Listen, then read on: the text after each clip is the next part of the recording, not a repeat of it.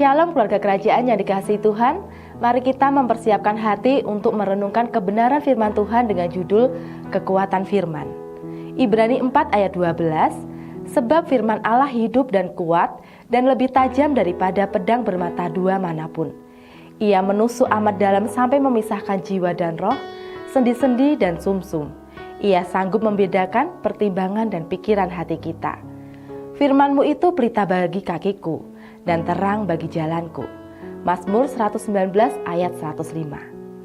Firman Tuhan bukan sekedar rangkaian kata, melainkan kuasa hidup yang sanggup mengubah hati, pikiran, dan arah langkah manusia. Ketika kita membuka Alkitab, sesungguhnya kita sedang membuka hati untuk menerima kekuatan ilahi yang menuntun, menghibur, dan meneguhkan. Bayangkan seorang yang sedang berjalan dalam kegelapan, tanpa cahaya, ia mudah tersandung dan kehilangan arah. Namun ketika pelita dinyalakan, jalannya menjadi jelas. Demikianlah firman Tuhan bekerja dalam hidup kita. Ia menerangi jalan, memberi arah, dan menyikapkan kebenaran yang sejati. Firman bukan hanya informasi tetapi transformasi. Ia menguatkan iman, meneguhkan harapan, dan menyalakan kasih. Ketika hati kita lemah, firman memberi penghiburan. Saat pikiran kita bimbang, firman meneguhkan. Dan ketika langkah kita goyah, firman menuntun kembali ke jalan yang benar. Kekuatan firman bukan berasal dari manusia, melainkan dari Allah sendiri yang berbicara melalui setiap ayat. Karena firman memberikan pengharapan dalam Kristus memberi kekuatan untuk bertahan di tengah kesulitan. Pengharapan bukan sekedar optimisme, melainkan keyakinan bahwa janji Allah pasti digenapi.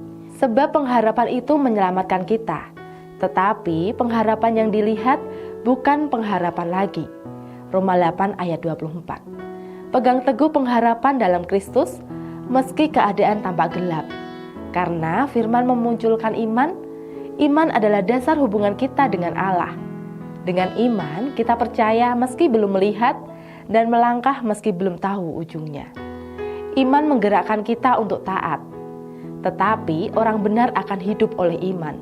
Habakuk 2 ayat 4b. Mari hidupilah iman yang nyata dalam tindakan, bukan hanya dalam kata. Karena firman kita dapat menerima sukacita.